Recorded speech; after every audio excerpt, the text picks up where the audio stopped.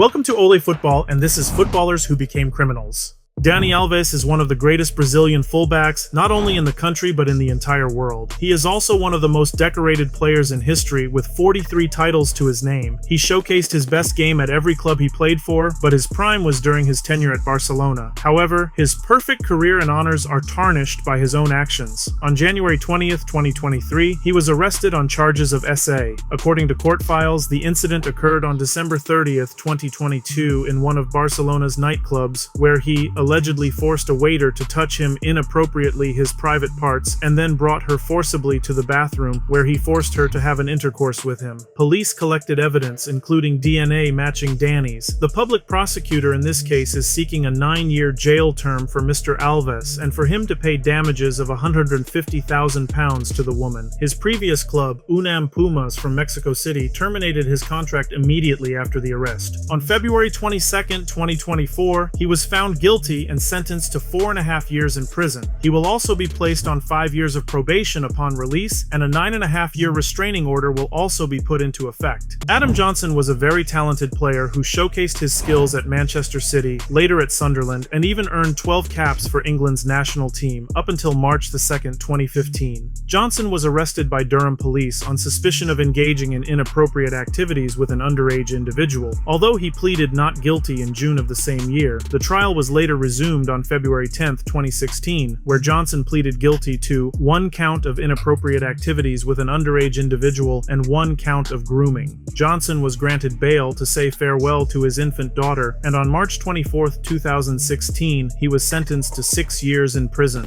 The severity of the charges resulted in the termination of his contract with Sunderland and sponsors. He served his sentence in HM Prison Leeds and the remaining time in HM Prison Moorland near Doncaster. He was initially released on March 22, 2019, after serving only half of his sentence. Another notorious ex-Man City player, Joey Barton, is infamous for his legal troubles as he is for his on-field exploits. Known for his combative playing style and outspoken personality, Barton's legal history has been marked by a series of incidents that have cast a shadow over his professional career. On December 27, 2007, Barton was arrested on suspicion of assault in Liverpool city centre. Barton punched a man 20 times, causing him to lose consciousness before attacking a teenage boy. At the time, Barton was on bail for 2 previous arrests, and he was denied bail for the 3rd arrest. Barton pleaded guilty to the offense. One of the most notable incidents occurred in 2008 when Barton was sentenced to 6 months in prison for assault during a night out in Liverpool. In August 2008, ex-youth player of Manchester City, Jamie Tandy, pursued a civil claim against Barton. Back in 2004, Barton had stubbed out a lit cigar in Tandy's eye in the club's academy. In November 2009, Barton agreed to pay Tandy £65,000 as part of an out-of-court settlement.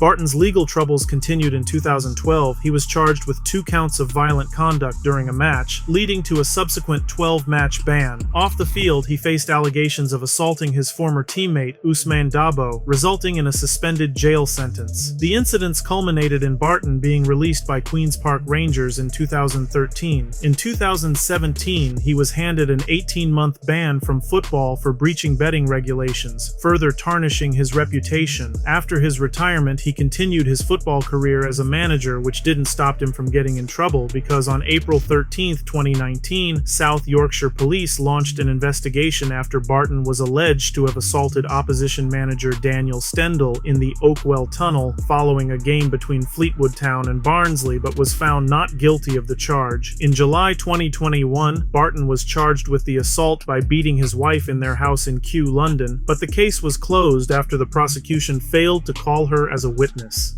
Nile Ranger, an English footballer born in 1991, began his career with Newcastle United, showcasing promise as a striker. Despite early potential, Ranger struggled with disciplinary problems and legal troubles. His legal saga began in 2007 at the age of 15, when Ranger was sentenced to 11 weeks in a Young Offenders Institute after being convicted of participating in street robbery in Muswell Hill, London. In 2011, he was charged with assaulting a man in Newcastle city centre, which set the tone for a troubling pattern which forced Newcastle United dropped him to the reserve team, even though he wasn't found guilty. Subsequent incidents included criminal damage and a fray, leading to a strained relationship with the club. In 2013, Newcastle United got tired of him and made the decision to release Ranger, and from there his life and career started to go into the dark ends. His journey continued with stints at various lower league clubs, but legal troubles kept following him. The striker faced repeated arrests and court appearances. Despite loan spells at Barnsley and Swindon Town, Ranger struggled to regain the form that had once made him a promising prospect. Ranger's legal woes continued in 2017 when he was arrested for fraud and money laundering. Ranger's career became a series of missed chances and unfulfilled potential, a stark contrast to the promising start he had at Newcastle.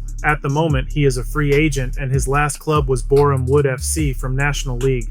The Dutch player Quincy Promes remains active on the pitch, but his off-field behavior is intriguing to say the least. Despite securing lucrative contracts with Spartak Moscow, Sevilla, and Ajax, he found himself embroiled in serious criminal troubles. In December 2020, Promes was detained as a suspect in a stabbing incident that had occurred in July of the same year. The victim, purportedly a relative of Promes, had engaged in an argument with him before the incident unfolded. Although Promes denied involvement, Dutch prosecutors concluded in November 2021 that he should face prosecution. In March 2022, it was announced that Promes would be charged with attempted murder. Surprisingly, no travel restrictions were imposed on him. Instead, his assets in the Netherlands were temporarily confiscated. Consequently, he managed to avoid interrupting his career and relocated to Russia, rejoining Spartak Moscow. Promes chose not to appear for the opening of his trial, opting to stay in Russia, a country without an extradition treaty with the Netherlands. Prosecutors have requested a 2-year prison sentence. On June 19, 2023, Promes was found guilty and sentenced to 18 months of imprisonment. However, being in Russia provides him with a means to evade the punishment unless he enters a country that has an extradition treaty with the Netherlands.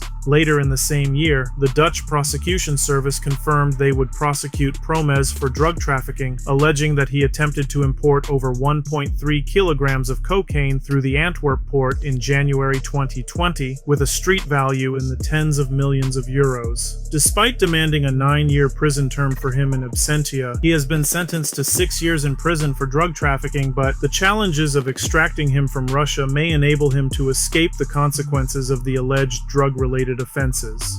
Rene Higuita is a legendary Colombian goalkeeper who loved dribbling past opponents and scoring goals. He earned the nickname El Loco for a reason. To justify this nickname, he invented a new way of saving shots, the scorpion kick, jumping with both feet. However, his personal life was equally incredible and wild. Higuita was a true star in Colombia, even beloved by drug lords, including Pablo Escobar. Due to his involvement, the footballer ended up in jail. In 1993, the goalkeeper acted as a mediator in a deal between Escobar and Carlos Molina. As a result, Pablo released Molina's kidnapped daughter, and Higuita received $64,000 for his services. It turned out that such compensation violated Colombian laws, which prohibit profiting from kidnappings. The footballer was imprisoned for 7 months, even though no charges were formally brought against him. Higuita even went on a hunger strike but was not released early. After his release, he resumed his playing career and continued for another 16 years. Russian striker Aleksandr Kokorin and midfielder Pavel Mamayev were once considered the top prospects of their national team. However, due to their persistent disciplinary problems, they not only failed to reach their potentials, but also found themselves entangled in a party lifestyle that ultimately led them to jail. In October 2018, Kokorin and Mamayev, accompanied by Kokorin's brother and another friend, were commemorating a decade of friendship. Initially, they damaged the car of a national TV employee and assaulted her driver. A few hours later, at a cafe on Arbat Street, they engaged in a brawl with 2 officials from the Ministry of Industry and Trade involving the use of a chair. The incident garnered widespread media coverage, prompting the footballers to attempt purchasing CCTV footage from the cafe's security, though it was already too late. Consequently, before the verdict was announced, the football players spent 9 months in pre-trial detention. In July 2019, they were incarcerated, where they worked in a sewing workshop and occasionally played football with their fellow inmates. In September of the same year, they were released. Despite their troubled past, both managed to secure opportunities to play for high-profile clubs in Russia, and Kokorin even ventured abroad to play for Fiorentina. Georgian striker Giorgi Demetradze was one of the best players in his country, achieving the top scorer title in the championships of Georgia in 1996-97 for Dynamo Tbilisi, Russia in 1999 for Alanya Vladikavkaz, and Ukraine in 2003-04 for Dynamo Kyiv. Closer to the end of his career, he returned to his homeland in 2010 and signed with FC Tskinvali. He played 6 games and scored 1 goal before his arrest. On July 8, 2010, Demetradze was arrested by the officers of the main division of Tbilisi and the Counter-Terrorism Center of the Georgian Ministry of Internal Affairs on charges related to connections with the criminal underworld, specifically with the criminal authority Vato Kipiani. Additionally, he was accused of participating in an underground betting operation, where he served as a collector responsible for recovering debts owed to the betting pool. On March 23, 2011, he was sentenced to 6 years of imprisonment by the Tbilisi City Court. In December 2012, he was released from custody as part of an amnesty. At present, he is the president of the football club Torpedo Kutaisi.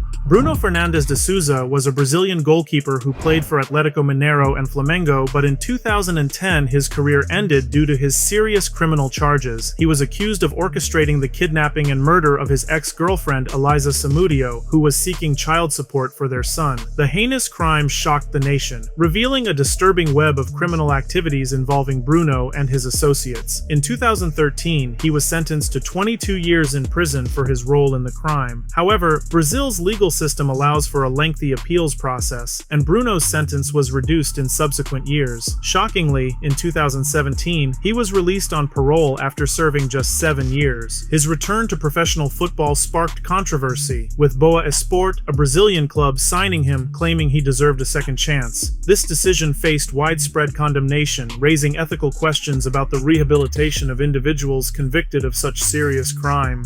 Thanks for watching. Please share your thoughts in the comments. Which footballer committed the most heinous crime? I'd love to read your answers. Don't forget to subscribe to the channel, and I'll see you next time.